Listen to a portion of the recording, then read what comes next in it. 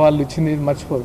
ఎప్పుడైతే మనం ఇక్కడ ఒక జనసేన సభ పెడుతున్నాం కానీ పవన్ కళ్యాణ్ గారు సభ పెడుతున్నారు, క్షమాపణ చెప్పాలి, కొబ్బరి చెట్లు గుర్తొస్తాయి, సినిమా నటుడు గుర్తొస్తారు. అది భయం. అంటే ఈ భయంలో మీరు ఏం చేస్తున్నారు, ఏం మాట్లాడుతున్నారో మర్చిపోయి మాట్లాడుతున్నారు. కానీ కావకండి, ఇంకా రాబోయేది కొత్త తరం పాలిటిక్స్, కొత్త తరం రాజకీయం రాబోతుంది. ఇంకా ఈ అవుట్డేటెడ్ సోకాల్ రాజకీయాలన్నీ పోబోతున్నాయి. ఎందుకంటే జనాలు చాలా చూస్తున్నారు, మార్పు కోరుకుంటున్నారు. జనాల్లో చాలా మార్పు వచ్చింది. లేదు వాళ్ళు ఇప్పుడు మీరే చెప్తున్నారు కదా, తెలంగాణ వచ్చి 12 సంవత్సరాలు అవుతుంది, ఇంకా తెలంగాణ భావాన్ని ఆంధ్ర భావాన్ని రెచ్చగొడుతూ ఏం చేశారు? తెలంగాణలో 10 సంవత్సరాలు మేము తెచ్చామన్న వాళ్ళు 10 సంవత్సరాలు ఇస్తే ఏం చేశారు? ఏం మారింది? మీరు 2.5 సంవత్సరాలు అవుతుంది, మీరేం మార్చారు? ఇంకా మళ్ళీ మేము తెలంగాణ, అదే నిజంగా తెలంగాణ భవిష్యత్తు గురించి మాట్లాడేవైతే 12 సంవత్సరాలు మీకు సరిపోదా? ఇంకా తెలంగాణ భావం అసలు శిశులైన తెలంగాణ వాదుల్ని ఇక్కడ మూలకు నెట్టేశారు. మీ అందరూ ఎక్కడి నుంచో వచ్చి రాజకీయాల్లో మంచి పదవులు అనుభవిస్తూ టైం వచ్చినప్పుడల్లా, గ్యాప్ దొరికిన వచ్చినప్పుడల్లా నిద్రలేచి తెలంగాణ వాదం. ఇదేం తెలంగాణ వాదం? సో ఇక్కడ నుంచైనా ఇలాంటి మానుకోండి. ఎందుకంటే సినీ ప్రముఖుల మీద చాలామంది వ్యాఖ్యలు చేస్తున్నారు, అది తప్పు. వాళ్ళ అవసరం ఉన్నప్పుడు మాత్రం అవసరం తీసుకుంటారు. అదే పవన్ కళ్యాణ్ గారు మీకు కొండగట్టుకి 35 కోట్లు ఇచ్చినప్పుడు ఎవరేం మాట్లాడలేదు. చాలా గవర్నమెంట్ హానర్ ఇచ్చారు, గుర్తుందో రేవంత్ రెడ్డి గారు, అది మర్చిపోయారు. మీ ముఖ్యమంత్రి గారు ఇచ్చారు అది హానర్ ఆఫ్ గెస్ట్. సో మీ ప్రభుత్వం తరఫున మళ్ళీ ఇప్పుడు ఒక సభ స్టార్ట్ చేయగానే స్టార్ట్ చేస్తారు మీరు. ఏం రాజ్యాంగంలో ఎక్కడుంది ఒక పార్టీ తెలంగాణ గడ్డ మీద తెలంగాణలో జెండా ఎగరవేసిన జనసేన పార్టీని మమ్మల్ని మేము ఎంకరేజ్ చేసుకోకూడదు, మేము దీన్ని బలోపేతం చేసుకోకూడదా? ఏం మాట్లాడుతున్నారండి మీరు?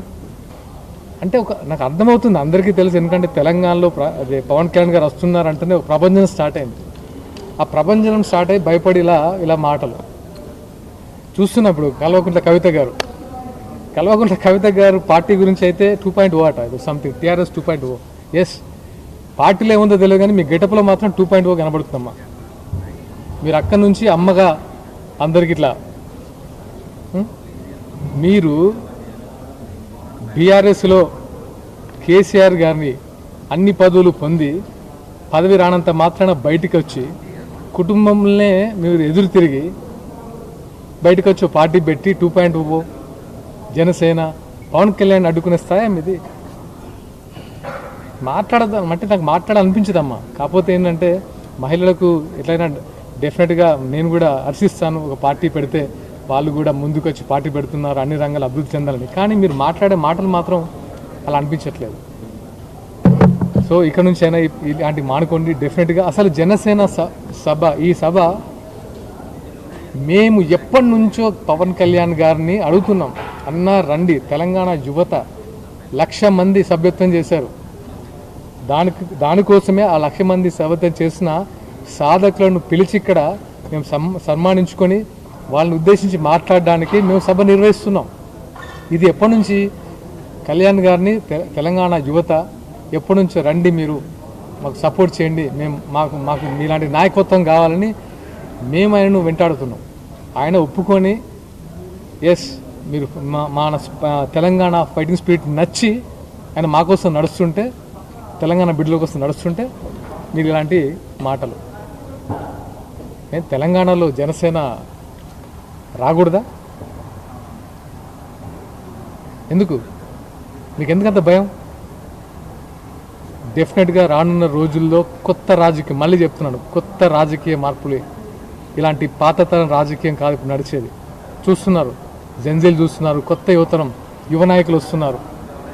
నిష్పక్షపాతంగా నిబద్ధతతో పాలించే నాయకుల కోసం తెలంగాణ పీపుల్ ఎదురు చూస్తున్నారు. డెఫినెట్గా అదే జరుగుతుంది.